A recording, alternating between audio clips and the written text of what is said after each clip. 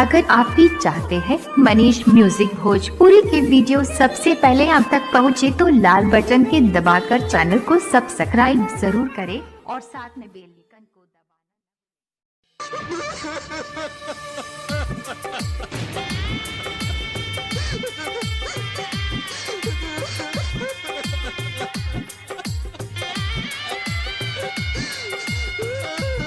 Presented by Manish music Bhojpuri गया।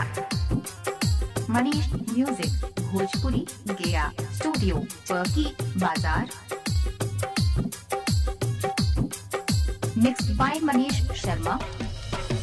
दुआरा पे आइल बाराती जाने हो तभी गइया तो दुआरा पे आइल बाराती जाने हो तभी गइया मैं हंदर चलो हर लगइयो भोर तो जय ससुरारिया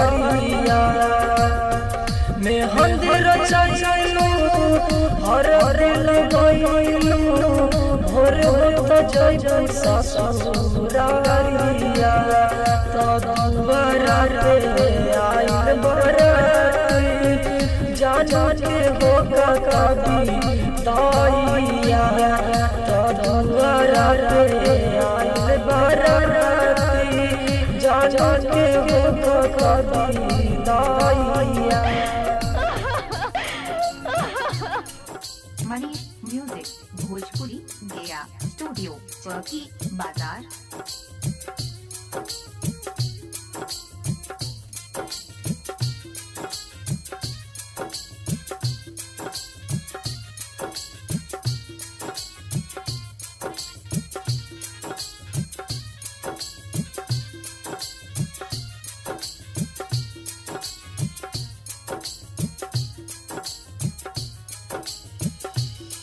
मिक्स्ड बाय मनीष शर्मा।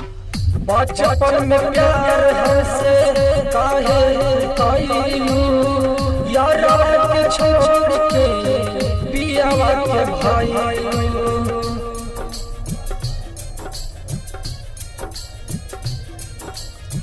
बचपन में प्यार हमसे काहे कइलू यारा के छोड़ के पियावा के भाई मार के क्रिया के भूल गइल प्यार के कहानियां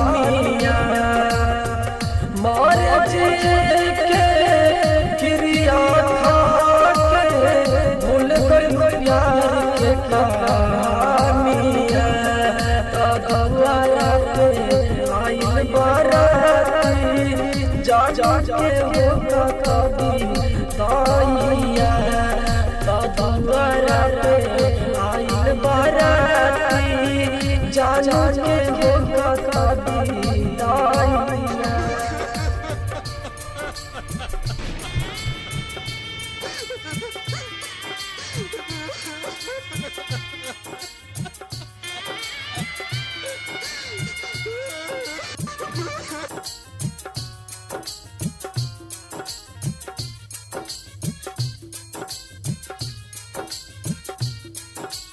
मनीष म्यूजिक भोजपुरी गया स्टूडियो चौकी बाजार।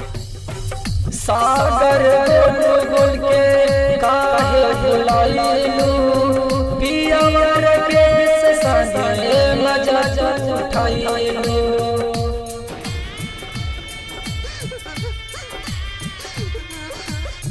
सागर गुल के काहे बुलाइलू पियावर के संगे मजा उठाइलू मन नहीं लागे प्रियंका तोरना मन कर खाली जारिया मन नहीं लागे प्रियंका तोरना मन कर खाली जारिया तो दुआरा पे आइल बाराती जाने हो कभी दाइया द्वारा पे आइल बाराती जानू के होगा विदाइया।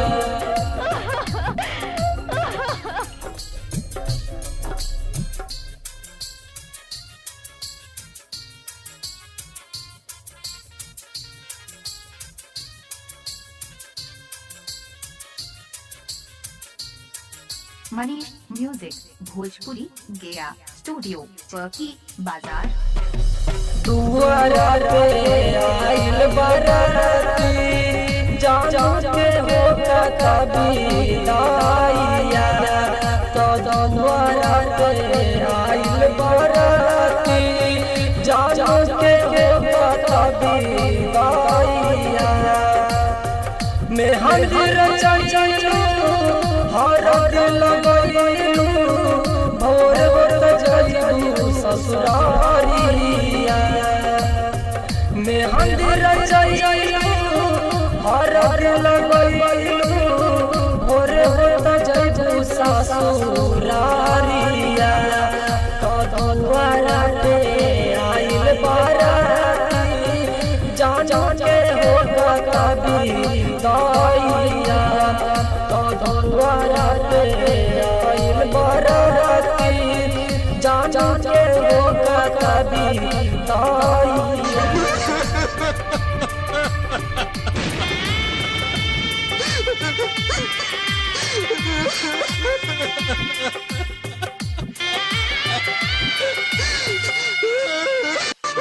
Manish music Bhojpuri Gaya studio perky बाजार।